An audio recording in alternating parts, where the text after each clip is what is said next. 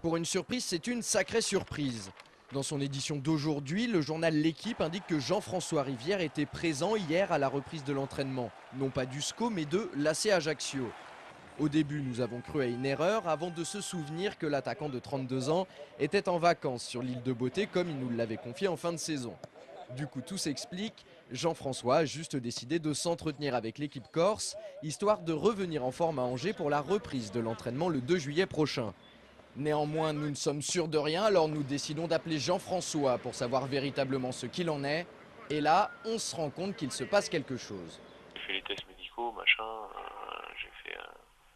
j'ai passé des tests médicaux, quoi, et puis je me suis entraîné ce matin.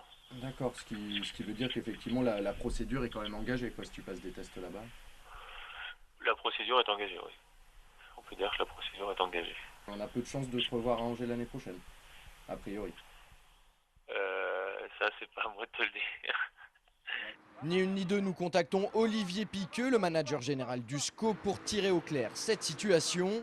Il ne nous dit pas grand-chose, mais ce qu'il nous dit est suffisant pour comprendre que Jean-François Rivière a de grandes chances de ne plus être angevin la saison prochaine. Ajaccio aimerait beaucoup le récupérer, mais aujourd'hui, on n'a pas pris notre décision. C'est dans le cadre d'une négociation. Conclusion, Angers et Ajaccio discutent pour le transfert de Jean-François Rivière, à qui il reste 1 an de contrat au SCO. Si l'ancien Lavallois change d'air, le club du président Willy Bernard devrait se mettre en quête d'un nouvel attaquant. L'autre surprise de la semaine, c'est l'hypothèse Frédéric Darocha à Angers.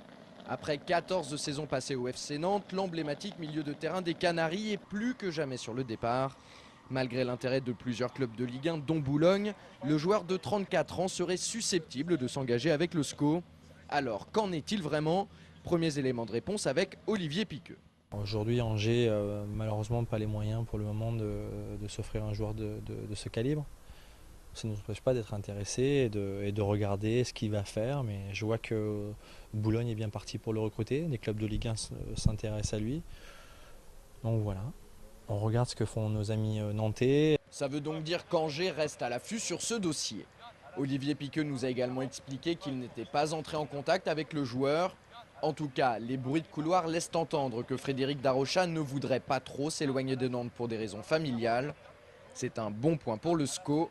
Ceci dit, Boulogne tiendrait aussi la corde.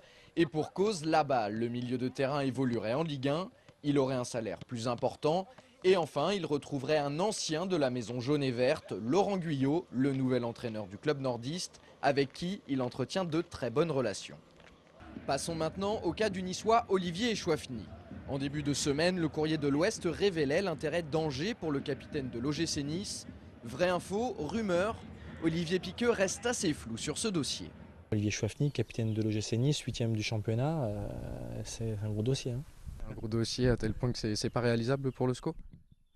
Jamais, vous savez, on a fait tellement de choses qui paraissaient irréalisables depuis notre arrivée que tout est possible dans le football. Maintenant, il faut une volonté commune. Olivier Chouafny, c'est un joueur talentueux avec une mentalité exceptionnelle et on serait flatté de l'imaginer dans notre projet. Maintenant, je n'ai pas envie de faire des effets d'annonce comme ça pour nos supporters et ne pas être capable de pouvoir tenir la distance. Donc je me garderai bien. La porte ne semble pas complètement fermée, affaire à suivre.